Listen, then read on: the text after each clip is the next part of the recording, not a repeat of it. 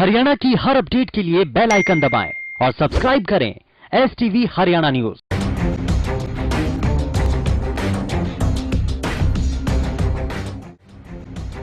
मंगलवार को चंडीगढ़ में हरियाणा कैबिनेट की अहम बैठक का आयोजन किया गया, जिसमें कई अहम फैसले लिए गए।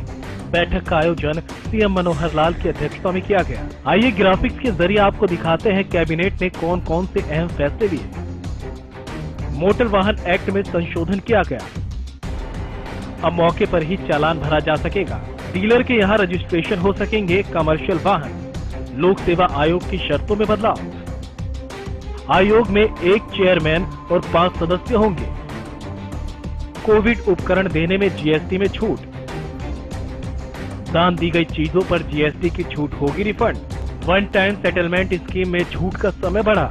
15 जुलाई की जगह 30 सितंबर तक दी गई छूट। महर्षि वाल्मीकि विश्वविद्यालय का नाम बदलकर वाल्मीकि विश्वविद्यालय किया।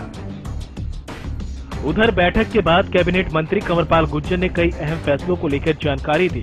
कंवरपाल गुर्जर ने बताया कि कैबिनेट ने मोटर व्हीकल एक्ट में संशोधन को भी मंजूरी दे दी। सभी तरह के चालान मौके पर ही भरने की सुविधा दी गई। इसके अलावा सरकार की देनदारियों में वन टाइम सेटलमेंट स्कीम में दी गई छूट का समय 15 जुलाई से बढ़ाकर 30 सितंबर कर दिया गया। व्हीकल ना कर दे तो अब हम कॉमर्शियल व्हीकल भी जो है वो भी वहां उसको भी डीलर पंजीकृत करने का वो पंजीकृत कर सकेगा, ना कि उसको हमारे पास आने की बजाय ना वही हो जाएगा। क्योंकि इसके जो रिजल्ट रहे वो बहुत ही अच्छे रहे और बहुत बड़ी संख्या में उन्होंने किया। नियम 1988 की धारा 200 में संशोधन किया। अभी तक जो भी वाहन के ऊपर फाइन होता तो उसके बाद फाइन देने के लिए दूसरी जगह जाना पड़ता, वहां उसका चालान होता, उसकी आरसी रख ली जाती।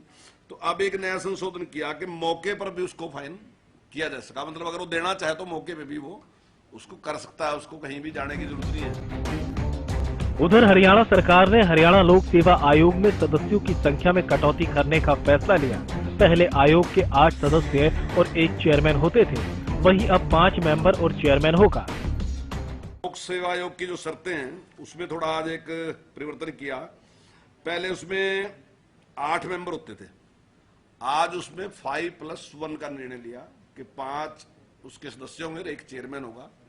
ये एक नया परिवर्तन जो है उसने किया। 5 सदस्य होंगे और 1 चेयरमैन, नहीं 6 के ना जी, 5+1 जी। कंवरपाल गुर्जर ने बताया कि कैबिनेट में कोविड आपातकाल में दान देने वाले लोगों को भी राहत दी गई। कैबिनेट में फैसला हुआ कि जिन लोगों ने दान के रूप में कोविड संबंधित उपकरण दिए थे उसमें जीएसटी में अब छूट मिली है, तो जीएसटी का पैसा रिफंड किया जाएगा। हरियाणा सरकार ने एक निर्णय लिया कि जिन लोगों ने दान के रूप में जो कोविड से संबंधित मशीन थी या कोई और जो था, किस प्रकार के इंस्ट्रूमेंट भी उन्होंने दिए, वो भी थे, कुछ और भी सामान दिया गया, तो उसमें हमने जीएसटी में छूट दी। अभी तक जितना दिया गया वो रिफंड करेंगे। कैबिनेट की इस बैठक में सरकार ने कई ऐलान किए जो कि आमजन से जुड़े थे।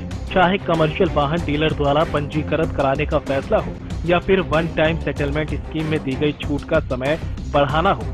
और इन फैसलों को लेकर सरकार का एक ही तर्क है कि वो जनता के ऊपर से अतिरिक्त बोझ हटाना चाहती है और चीजों को आसान बनाना उनका मकसद है। Bureau report, Haryana news.